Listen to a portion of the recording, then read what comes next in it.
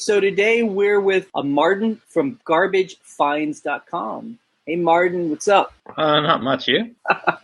I'm doing good. I'm glad. I know both of us are busy people, so it's just one of those funny things where it's just afternoon where we decided to chat each other and try and make this happen. Yeah, I've been wanting to do this for a while, but I just keep getting distracted with other things, yeah. Okay, so let me kind of tee up what we're about to talk about. So the last time we talked was 2014, so it's been a year and a half since we've last talked. Doesn't seem like it was that long ago, but it was. And so the reason why we like you is because, number one, you're like a true scavenger, you know? We call ourselves scavengers, and that's what we celebrate, that, you know, me and Ryan, we're going to auctions and flea markets and thrift stores, you know, digging in the boxes. But really, it's kind of like all allowed. And sometimes when we're like it's New York, we talk about, we walk the streets and we like pick up stuff that we find on the streets, but we don't really get into the garbage. And the reason why I love you is because your blog, GarbageFinds.com, you're going every week into different neighborhoods in Montreal, and you're actually going in people's trash, like in front of their houses, and, you know, filling up your car or at your bike, and you're getting the most amazing stuff. And the second thing I love about you is not only are you doing that, you do the most beautiful documentation each week with these really great photos and descriptions, and you really kind of made a cool group of people that kind of comment on what you're finding. I don't know anyone else like you who does this. So that's why I wanted to talk to you again, just to see what you've learned from that time that we talked about a year and a half ago. Yeah, well, thanks for all the nice words. No problem. So let's get started. What do you think you've learned over the past 18 months? Oh, 18 months. It feels like an eternity. It does. I mean, so I've learned a lot since then, for sure. Yeah. So number one is you moved to a new apartment, right? Yeah. So I moved somewhere quieter. I have a bit more space for storing stuff here. So that's good. And I guess, since then I remember last time I talked to you, I think I was just getting into, really getting serious about eBay listing and all that. And since then, yeah, I've just been expanding more and more on that, trying to list as much as possible. I mean, not as much as possible or else I'd go crazy, but I try to limit myself to things that'll make a decent, bottom line from, you know, none of that junky stuff. Yeah. So I just try to keep the store with a reasonable amount of listings and keep seeing the money come in. It's so easy. Okay. Well, I mean, it's kind of like break this down because I think it's interesting. So you were living in kind of like I guess it was kind of like a flat, and you had a bunch of roommates. I mean, it sounds like you kind of, you know, gotten into more of like I think you still have roommates, right? But it's a bigger space. You know, it's not so cramped. Yeah, it's a more traditional apartment. I have 2 roommates. Yeah, it's just more calm. And I have more space to myself, so. Yeah. I mean, I think as I've grown older, I remember being younger. I lived in an apartment like it's New York, me and 4 other guys. I mean, it was a pretty cramped. It's like a men's hotel, you know, like so many guys. So, but then, you know, as I've grown older, you know, you just get more and more space. And, you know, and a big thing too is I was willing to spend more per a month on where I lived. I'm assuming it's a bit more expensive now. Yeah, it's a little bit more expensive, but I can afford it. Yep, of course you can, because the business is better, right? Yeah, business is good. I mean, I'm not Bill Gates or anything yet, but I'm making enough to get by and pay for bills and save a little. I mean, does it feel that way, that it's more stable now, that your income is more than your expenses? Yeah, I'm also learning things about how to not work too hard, which I was doing for a while. I was burning out a lot because I was working too hard. Or when you work for yourself, there's a whole organizational thing you have to figure out, which took me a while. So everything's a bit more calm in general by not working too hard, and also just having the strategy all figured out pretty much. Sure. No, I mean, we talk about that all the time, about like, it's definitely a marathon and not a sprint. And I think a lot of people get caught up in that thing where they do a lot of work in a really short amount of time, and then they just realize like they've just burned themselves out, and that, you know, time keeps coming, bills keep coming, and, you know, it's about doing a little bit every day. You know? Yeah, the thing that I learned, I guess, is that I'll never actually be on top of everything. Like, there's always more stuff. There's always more. Like, there's always more garbage. Is kind of like my slogan. Yeah. Like every day, every day there's something new in my room, and I'm like, I mean, it's great, but I just, I've lost the illusion that I can control everything. I guess, you know. I love that. There's always more garbage. It's true. Yeah. Now, before when we talked, you were, doing garbage picking pretty heavily, but you were always kind of taking these like kind of part-time jobs, these like temporary jobs, I guess, to hold you over. Are you still having to do that? Nope, I haven't done a part-time job in probably since around when we last talked. That's huge. Yeah. I mean, congratulations. I mean, that's really what the dream is that the scavenging allows you to own time. Your time is yours now. Yeah, I like that. It's just, yeah, other than the challenges of being my own boss, it's pretty sweet. Yeah, well, I mean, it's like I always say is I'd rather have the challenges of like having to manage my own time and money than someone else tell me what I should be doing and where to be and when to wake up and all that. Oh yeah, for sure. Yeah, I'm not jealous of people with jobs, with normal jobs. Okay, and the other thing is so what are the people you live with now? Like, did they understand what kind of a lifestyle you had, and you were always going to be bringing in stuff and having yard sales in the front yard? Yeah, they're two pretty good friends of mine that I've known for a while. They're down with the whole garbage thing. Like sometimes it benefits them too. Like I found a foosball tape the other day, so we'll probably be using that this winter. Found the Super Nintendo last night too. Really cool. Yeah. Now, have any of your friends started to get into they're like, how do I do this? Or now that they've seen you kind of become independent doing this? Not really. I mean, they're interested in what I do, but I think they have a hard time. I think it's not hard, but it's you have to actually put a lot of effort into learning all the little details and all that. Like, it took me a while to not be terrified of selling on eBay, for example. And I know a lot of my friends are still kind of in that early phase of it's hard to imagine selling anything on eBay. Why were you scared to sell on eBay? Yeah, I was just like paranoid I'd screw something up or get a return or get scammed or something. Yeah. But realistically, especially in my market, there's not really too many scammers. That's what's nice about like the things I sell are mostly niche collectibles and stuff like that, and there's no real scamming market for that. So. I mean, there's an official word for it. We call it weird old stuff. That's what we call it.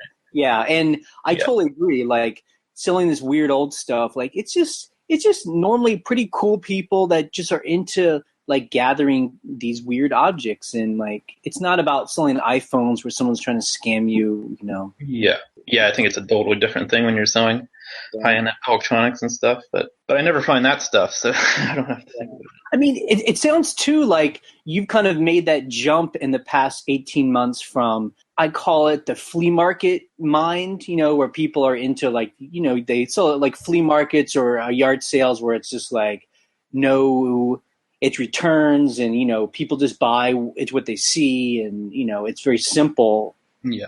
And to selling on eBay where you have to be more into like customer service and taking its returns and being a little more kind of upfront about everything. That's true, yeah. I guess one thing that I've changed since we last talked was back in the day I was still kind of on the fence about the return thing, but now I offer the returns and I'm not too worried about it. I've never actually had a return yet, so. Really? Congratulations. Well, I mean, I guess there's been a couple of minor things that I've had to resolve, but no full returns in a while. So even though I'm offering returns, it's not like I'm inundated with with the returns. I like to think I describe my things pretty well. Now, something else I've noticed is that your business skills are just simply getting better.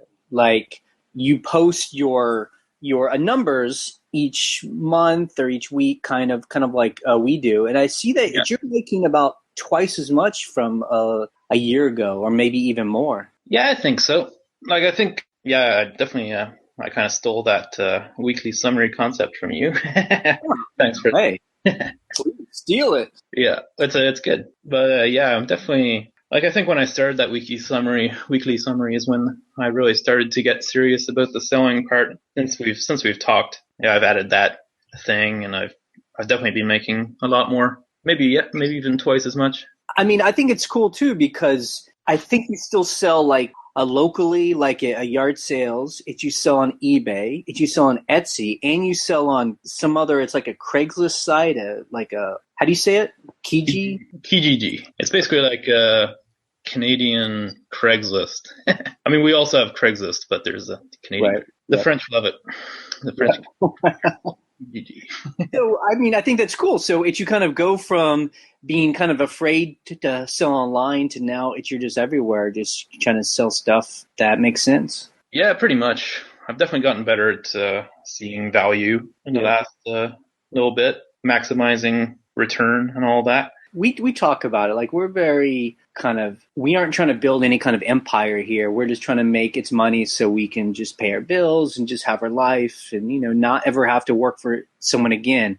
And this might be like a weird question, but I always got a sense of like maybe you were a little afraid to make money. I mean, is that true, or were you a little hesitant to start doing well? Sometimes I think I'm a little in the past. I've been more hesitant to ask what I thought something was worth because I didn't want to be seen as greedy or whatever. Right. But I'm not too worried about that anymore. I still worry about that with like when friends ask me about things. I'm still like I want to maximize. Like I know how to get top dollar for a lot of these things, and whenever friends ask, I'm kind of afraid to ask for this inflated price. I'll give them a bit of a discount, but not to.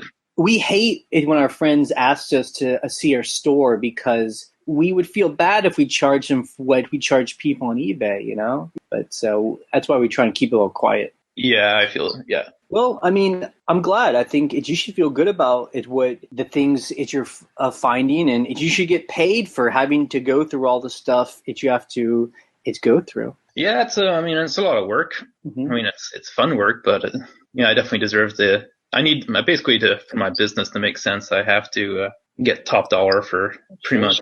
I can't be giving things that are worth $100 away for half that. I gotta get that extra money. That's right. Why not? Okay, so in the summertime, if you did a post, it was kind of a month or a week where you're just so tired, where you're tired and overwhelmed. Garbage fatigue. Yeah, garbage fatigue. Perfect term. And I guess that the whole point was you were just, getting burnt out, but also a sense that I get as well of just no matter all the stuff you're able to find, it's the feeling of there's so much still there. You're leaving behind so much stuff and you're never going to be able to get it, For sure. That's something I think every scavenger has to struggle with at some point. I read a couple other blogs about people one other blog about someone who trash picks, and they're constantly near burnout as well. Yeah. There's just so much stuff, and you kind of want to save it all, even if not for your own profit, but it's impossible. So you have to kind of learn to let go to some degree, Now, I do see other people that trash pick, but they're kind of more it's dumpster people. Like they're going in the back of businesses and, going in the trash, finding video games and stuff. Why did you mainly focus on homes or home garbage? It's just, I guess, like, I'm really interested in history, and by looking at stuff in homes, like, you never know what you're going to find. Sometimes you find some crazy historical stuff. Like, whenever you go behind stores, you know what you're going to get. You're going to get some modern products, I mean, that's totally cool, but it's not interesting to me. Yep. Personally. So I stick to homes because that's what I find most interesting, I guess. Well, in one of your recent posts, I think you mentioned something like sell what you want to sell. And that's pretty much what I do. Like, I don't want to sell, like, whatever the hell. No, I mean, I'm totally with you. I mean, like, that's one way to get rid of to not burn out is that if you wake up in the morning and aren't excited about going out and finding those things that you're excited about, then it just feels just like a bad job, Yeah, for sure. There's a lot of flipping stuff I couldn't possibly, like, I don't know, retail arbitrage. Some people are really into that, but think if I did that, I would not be very happy. So I stick with my weird old crap. Why do we, those of people that might not have heard of Itchy yet, and, I'll put a link to our blog so people can go see the photos of the stuff that you find. I mean, it is amazing to me. Each and every week you find these like amazing pieces of old history, whether it be ephemera, paper or photos or posters, to a metal and, jewelry, it's incredible to me that people are throwing that stuff out. And part of me, it kind of, not only I get kind of, maybe I'm a little obsessive, I get kind of worried to think like you're just finding probably like a sliver of what's being thrown out each and every day. And I mean, how do you think about that, or why do you think that is? Yeah, I mean, there's only so much I can do. I'm sure it's happening in at least in North America, every city, small town to some degree. Not much you can do about it. Yeah. It's basically that people have so much stuff these days, they don't really know what to do with it. A lot of my best finds are from people who are moving, and then they realize, oh, I have so much stuff. I don't want to move it all. And then sometimes people inherit things and they don't know what to do with that stuff. And it's all just, there's so much stuff. People either don't care to give it to charity, or they don't think it's valuable, or they might not even have seen it sometimes. People just dump things.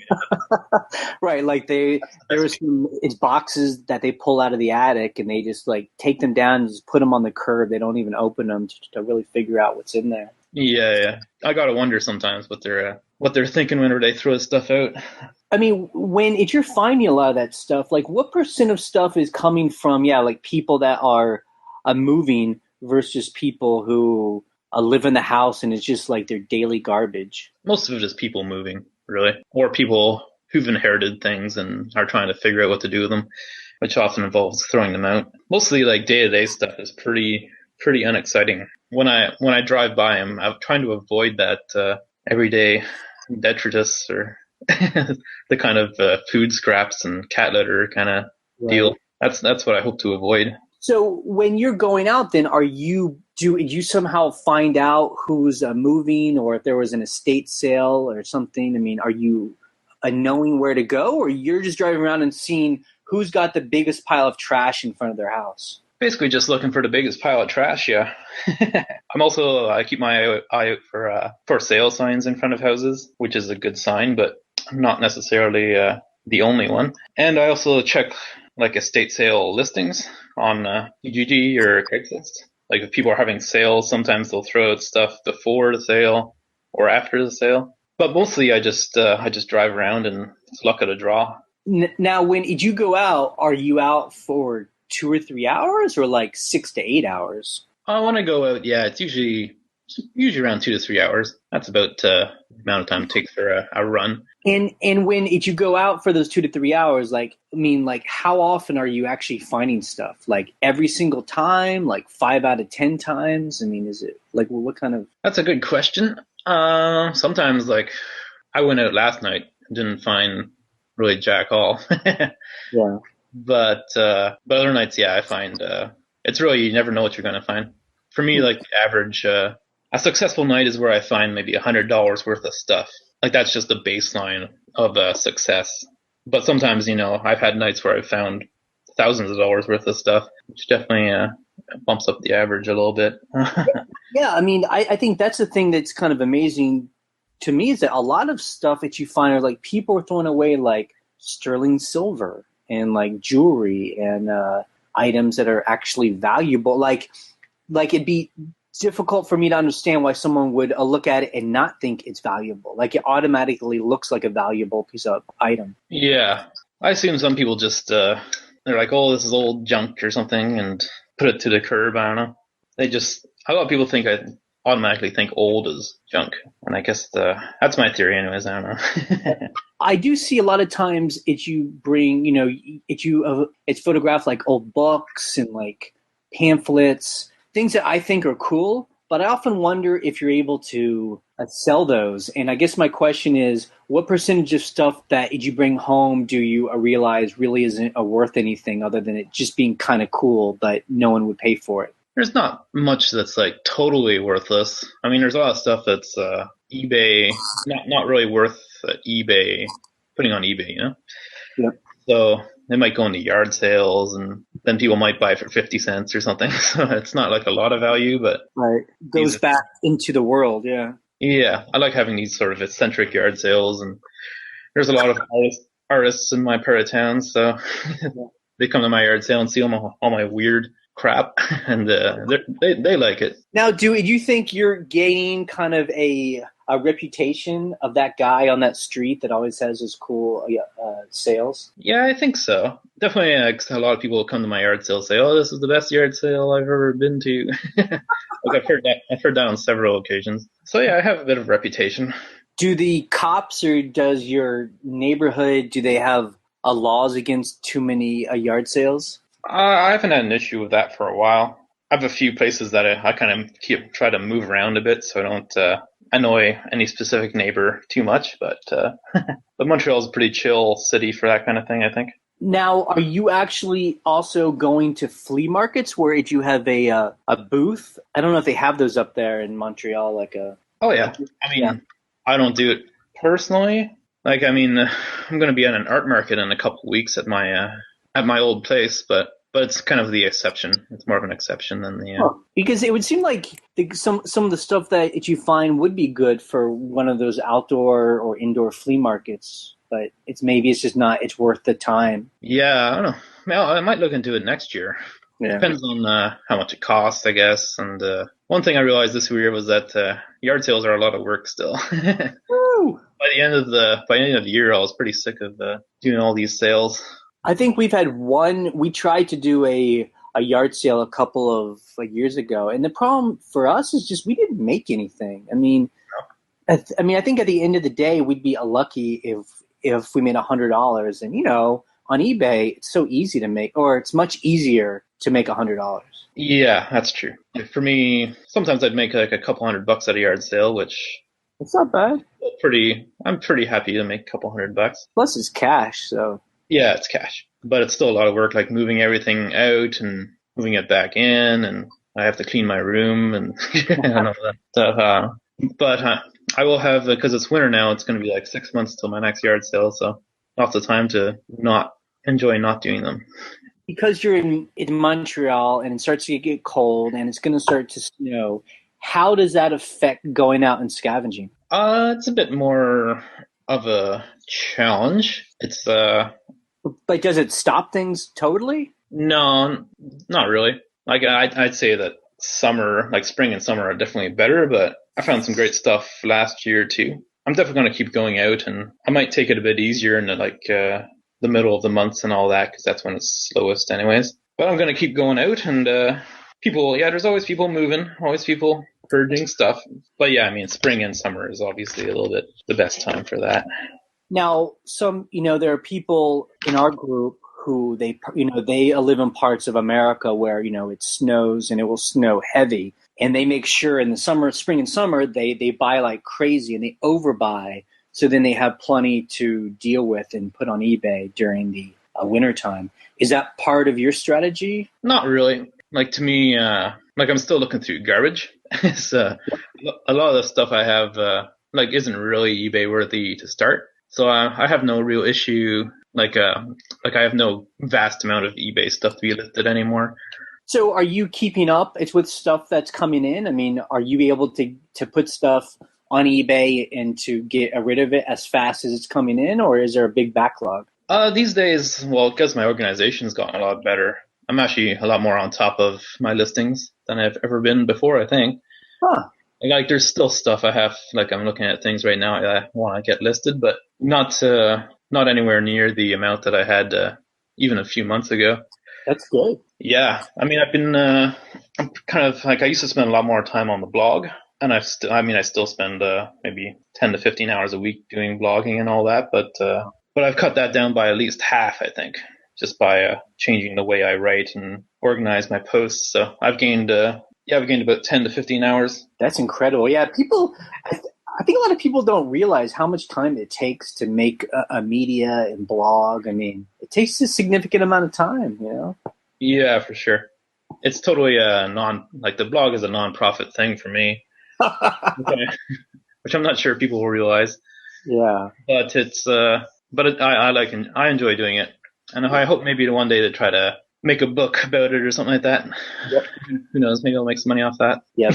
Call it There's Always More Garbage. I think that's a great title. Another thing that just happened pretty recently was you got a ticket. So you actually got, I guess, a cop or someone gave you a ticket and you had to pay it because he caught you in the trash and was illegal. Can you talk about that? Yeah. Well, basically, it wasn't a real cop. It was a lot of like rich neighborhoods around here have their own local security neighborhood watch kind of. Wait. And so it's not a real, so he can give you a ticket? Yeah, he can give like parking tickets and bylaw infraction. Like basically my ticket was a bylaw infraction of that specific neighborhood or whatever. So they can do that. They can't arrest you, or I don't think they have guns. I hope they don't have guns. Yeah, so basically they can do that. That's pretty much all they can do. So these guys just drive around these neighborhoods at night and they don't really do anything except for bother me, I think. Now, from what I understand, so you were actually warned, so they had you in a system someplace, and then he caught you a third time, and then that's when he gave you a ticket? Yeah, I think so. I'd been warned like a few times. I didn't know if I was ever going to get a ticket, but I guess I finally did. I guess my question is, does it happen often where, somebody of authority comes and warns you? Or is that rare? It's pretty rare. Like in most, it's only in rich neighborhoods that they can afford these kind of security guys. The regular cops couldn't care less, I don't think. Okay. They've seen me picking many times, and yeah. So basically, it's only in these neighborhoods. I'm always kind of avoiding them. So. Right. Now, I mean, so if you were in that neighborhood again and you got caught again, does the ticket get worse, or do they just write the same ticket again and again? Remains to be seen. And it could get worse. Yep. I mean, so wait, real quick. So, I mean, could it get worse? Like in the bylaws, are there stages of penalties that get worse over time? It didn't explicitly say, but I think it's kind of the judgment of the person who's issuing the ticket. Right.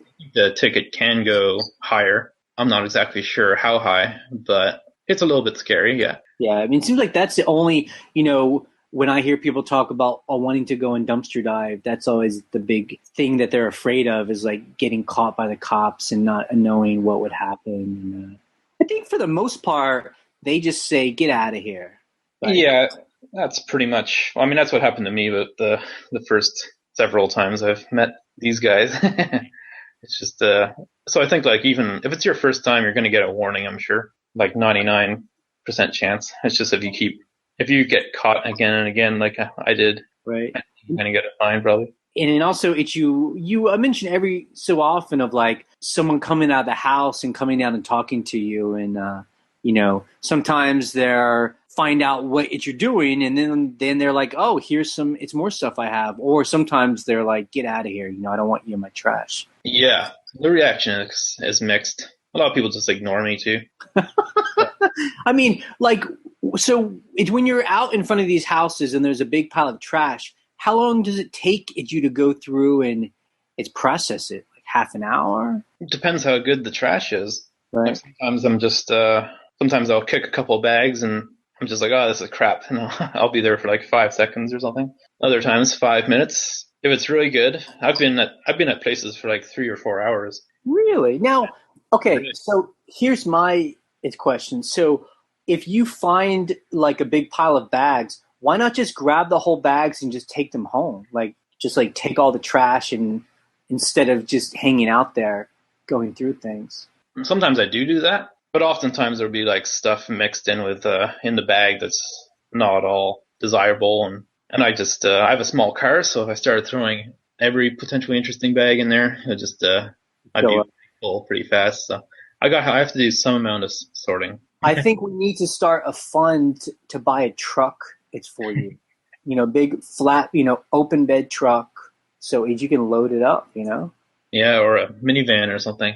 Yeah, Is that something that might be interesting to you? Is buying a truck or a van? Maybe at some point, but at the same time, I only have so much storage space still, so the more I take, the yeah, it doesn't necessarily mean I can keep it. Okay, and one last thing on that. Okay, so if you're in front of one of these houses, there's a big pile of stuff. It's good, and you're just going through each bag. Are you calm during that time, or is it always a nerve-wracking experience where you're looking over your shoulder and people are walking by and It depends where I am, I guess. If I'm in that neighborhood where I got a ticket, I'm pretty paranoid, especially, yeah, since I got that ticket. Other times I'm pretty calm, but also if I see the garbage truck coming, I'm pretty, like the other day I was looking through some stuff and then I thought the garbage truck was coming, so I had to really rush to make sure I wasn't missing the bag of gold or something. Right. But so it doesn't bother you that like I'm assuming people are just walking by and it's walking their dog and they're like staring at you. No, it doesn't bother me. Like, it's a big enough city that I'm mostly anonymous anyways. But yeah, I try to just focus on the trash and kind of ignore the outside influence as much as possible when I'm picking. Yeah. When we've, done this in it's Manhattan, we talked about actually getting some like shirts made or something, or like a vest that said like garbage man or something like that. So we looked more official. Yeah. I mean, I don't know, maybe. Or you wore one of those reflective vests or something. There you go. Yeah. That's what they do here. Okay, so let's kind of go through your new process. So when you bring stuff home, you bring it into your bedroom, and is that where everything gets kind of unloaded? More or less. Sometimes, well, I have a shed now, which is nice. So a lot of things, I don't put anything particularly valuable in the shed, but I put, I use that for a lot of stuff. My more valuable stuff I just keep in my room. I have a pretty big room now, so that's nice. And how do you store everything? Are there shelves? Is it just kind of in buckets? I have a nice set of drawers. I have a sort of closet. I have a trunk. Yeah, like mostly I'm saving small things. I mean, have you ever imagined that it might get to the point where you might have to pay to have a storage container somewhere? A storage rental? Not at that point yet, I don't think. Like, it's kind of like a bit of a cost benefit thing. If I spend more on storage, then I have to make that money back, and then that's more work for me. Right. Like, I let go of things that I know I could sell. Like, I actually put a lot of stuff on the curb for other people to take whenever I'm just like, I don't want to deal with this. It costs me more energy than it's worth to try to sell it or whatever. So there's a lot of things I purge that have value just because I don't want to deal with the work and the space requirements and all that. Now, is that based on how much it will sell for? It's like things under $30 is not worth it? Yeah. Yeah, basically under $30. But also it depends on the space it takes up. Like if it takes up a lot of space and it's worth $20, then that's not really worth my time. If it's a tiny piece of jewelry or something that's worth $20, that's more interesting. Now, is there room to grow? I guess, people are always asking us that, if we can make, $1,000 a week, well, why not just, make 2,000 or 8,000? I mean, like, are you at a point where you're just kind of in a nice groove, or do you imagine there's a way to make more money somehow? I think there is a bit of room to grow. Yeah, the changes I've made recently, just in terms of how much time I spend blogging, and I think I'm maintaining the quality of the blog while also gaining some time for listing. So I think there's a bit of room to grow because I just made that change, and I'm more on top of my listings now, and I anticipate staying on top of my listings. But I don't think I'm going to start making $50,000 a year yet, or at any point in the future. The only thing I do maybe is like stop blogging and just spend all that time listing or picking, because I do I don't make. Like, I might actually lose money from blogging because then I have less time to do these other things. Right. I mean, I think about that too, like even doing this interview here, this is taking up, whatever, an hour of both of our time. We edit it, we put it up. But I don't know about you, but what we get out of it, it's just, we like the community of people that gather around us, and we are connected to other people doing what we do. And that's I think that helps us not burn out, versus if we were just kind of independent and solo and just kind of isolated. Yeah, I think so. I think sharing is kind of nice. I enjoy the blogging aspect a lot. Camaraderie. Yeah, for sure. I'm like I don't know. I'm the only person doing exactly what I'm doing, you know, Yeah. making, or at least who's blogging about it. And maybe one day you'll find, a partner in crime. And, Yeah, I guess that's another potential opportunity too. yeah. If I So find some famous, if I find a Picasso painting or something, that would be a boost to my income as well. I think when people say that, I do understand how that could be exciting. But I think I get stressed out thinking about that because I'm always worried I'm going to find something. I'll think it's cool, but I don't realize how cool it is. And maybe I'll sell it for $500 instead of, $500,000. That's always my fear with that kind of stuff. Yeah, it's hard to avoid that fear. Just have to do your best. Now, one thing I've always wanted to ask you, so, you're finding stuff in the garbage. It's your source. Do you ever go to thrift stores or yard sales to buy stuff to put online? Not really. I've gone to a few estate sales recently because I find the whole thing interesting, like just looking through people's stuff, I guess. And I've bought a few things that I've flipped for a small amount of cash, but I don't really do it regularly. It must be amazing to find stuff for free. I mean, you have no costs other than your time. Yeah, I think it's hard to when you have that, like when you don't have any costs, it's hard to go from that to having costs. Even though obviously there's money to be made there, but yeah, and the lack of storage space is kind of like a thing too. So basically, I just stick with my garbage, and we'll see how that goes, I guess. Okay, so you're in at your room and stuff has, been unpacked and you've kind of organized it. So tell us your process. So now how are you taking its pictures? Do you have a light? Is it just a window? Basically, I take a lot of photos outside, but I have to. At my old place, it was a bit better because there's a skylight and it provided really nice photo light actually. But these days, I take photos outside, which is getting tough because it's cold. Right. Or in front of my window on like a piece of poster paper. I probably have to find a better photography setup soon, actually, like a light box or something. Why? I mean, I think they look good. I mean, it's only if you don't like the process. Keep it simple, That's true. It's just getting a bit hard to take certain photos because I'm very dependent on the natural light. Right. I'm not sure exactly how the winter's going to go because it keeps changing. And are you taking pictures on like an Android or on a phone? I have a little digital camera. It's just a point and shoot, nothing too fancy. I guess that's another thing I've realized in the since last time I talked. I think like I was being a bit of a perfectionist with the pictures for a while, but these days I'm just realizing that they don't really need to be perfect. They just need to be there. A lot less time because I did a lot of photo editing before, and now I'm just kind of throwing it out there, Yeah, well, I gotta say, I think you have a good eye because the photos are nice. So I don't think it's good having good pictures like that. Okay, so when you take all these pictures, then how do you actually put them? How do you choose whether on eBay or Etsy or Craigslist? Like, what's the process of getting them up to be sold? Like choosing which one to do it on. Well, I mean, are you doing like 10 things at a time, 20 things at a time? Like, are you only doing stuff for eBay and then you'll do stuff for Etsy? Like, how does all that work? Well, basically, I just take a bunch of photos and I list it on the various platforms in a day. Not necessarily eBay or Etsy, or I don't really differentiate that much between the two, or Kijiji. And I'll just, some days I might just do like a couple of listings, and some days I might focus on that and get like 10 done. Are you putting things up will you put the same items up on multiple sites? I did that for a couple of things, but I don't really do that. Like for me, Etsy is mostly pretty much exclusively for jewelry because I find I can sell like stuff that's not necessarily spectacular or fancy or whatever on Etsy for a decent amount. Well, on eBay, I think it'll just kind of get overlooked. So that's my thought. I'm not sure if it's true. Also, Etsy has less fees. Yep.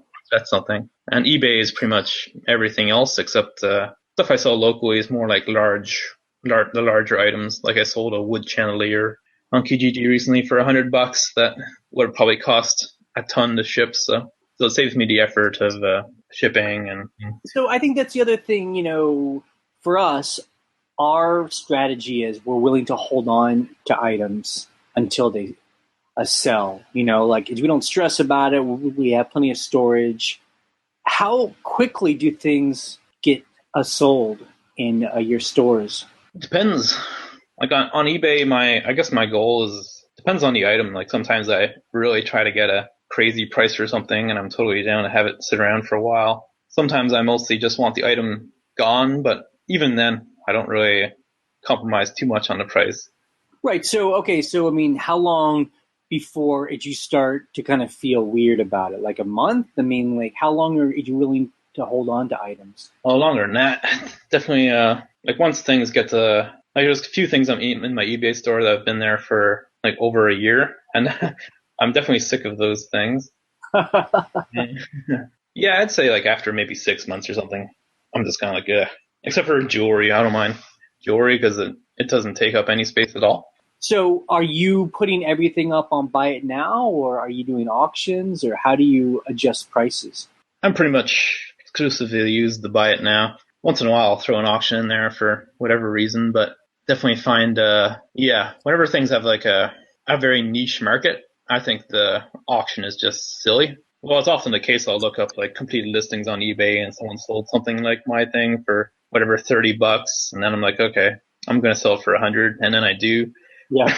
Like, it really depends on what you're selling. Like really collectible things. Like I had a coin from like a colonial copper coin from 17 or whatever that I put on eBay recently on an auction, and it did pretty well because there's a huge coin collector market. Yeah. How well? But not many people are necessarily looking for whatever weird crap I have Yeah. at any given time. Because for me, like auction, you need two people who are highly motivated for the auction to actually produce good results. Yeah, I mean, I definitely understand why people get excited about auctions because, yeah, if you can find two people who want to fight it out, that's exciting. I just can't remember the last time we did an auction where that happened. Most of our auctions always end with just a couple bids or just opening bid. So you're just like, that's boring. Yeah. Auctions are a little more exciting, I guess, but but yeah, if it always ends like that, it's not very exciting for sure. Okay, so once you have all this stuff up and it's stored away, what's your process when someone buys it? Like, how do you ship it? Are you doing labels at home? Are you going to the post office? Yeah, basically, like I find all my boxes and stuff in the recycle, obviously.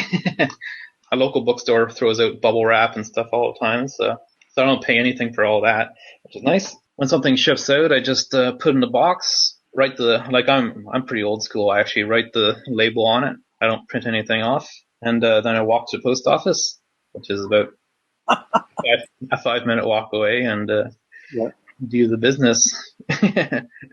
Wow, so if you're one of those old school guys that like hand writes everything on the box and yeah. Wow. Yeah, sometimes I think maybe I should get a printer, but then I'm like I can't complain with the results. So. Yeah, well, I mean that's a fun part of its process, and if it works. Yeah, I mean it's one of those things. Like maybe I should change it, maybe not. I don't know. It's working, so. I know it's kind of amateur in a way. I know. I mean, like I always tell people, just figure out the process that works for you, and that's all. I figure maybe people think it's more of like people receiving a box with a handwritten thing might think it's more of a real person behind it. Maybe that's the thing. I'm not sure. And being in Canada, what percentage of the items are going to America? Probably like 75%, maybe between 60 and definitely most of my things go to US. Okay. I don't really do much. Like I do international sometimes, but not that much. Mostly on things I don't care about losing because to get tracking overseas is expensive. So I try to stick with USA, Canada. So to kind of wrap up, I had a couple more questions. So, at this point, this doesn't really seem like kind of a hobby. This is like your life now. This is what you're doing.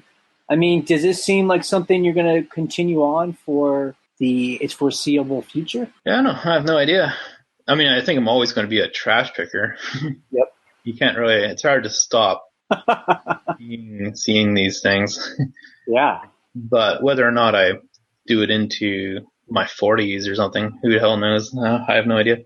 At some point, I might not want. Might want to do something else. I don't know. Yeah. Maybe might want to leave the city. Yes. But for now, I'm kind of like I'm pretty happy doing what I do and having people email me about how cool I am and Yeah.